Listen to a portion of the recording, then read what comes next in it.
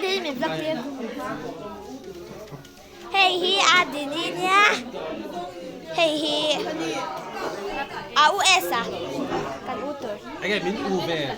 In kan utur lắm.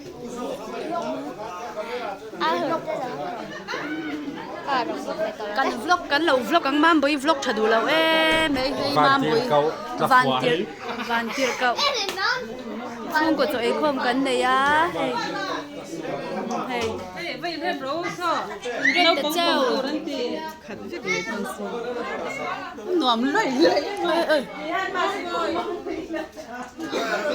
văn phiền lắm để in đi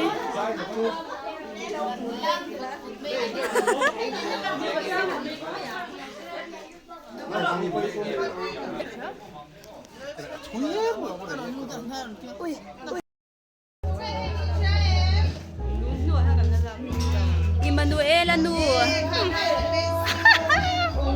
chelau ti te nya Emmanuela nu te chelau em ui ka star thak Emmanuela Atik kan ru atik. Emmanuela beng thiam to lo cheng cheng asi Khá lâu rồi. mi lo ti lang ve zoi so ka video a Khá mình nào lạc đồn anh nhỉ. Oh bye bye.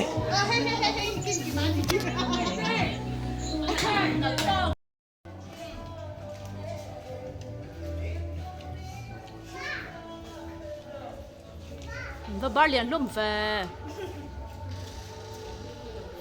mam boi po bar cha ruti po beki hop lian don em lai nge ya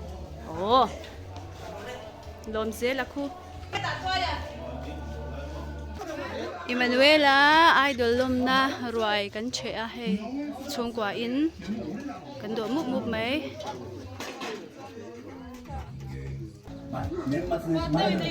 Iva a single về thì à bây giờ vậy thì chung về thùng ôi cute lứt tục à hắn thì lên tên đâu thế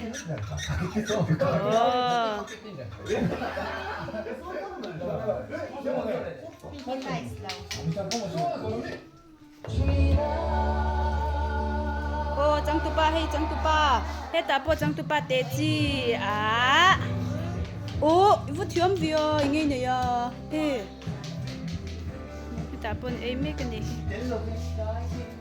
routine nghe te i bar lian job la routine ni thế nào lian to kin la bar mo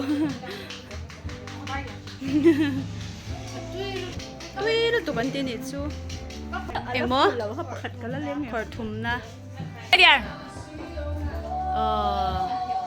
ôi fel lu tu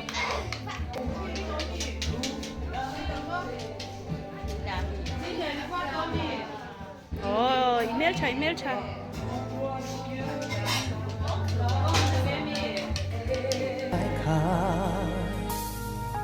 yêu trái đến riêng cái chân tu đi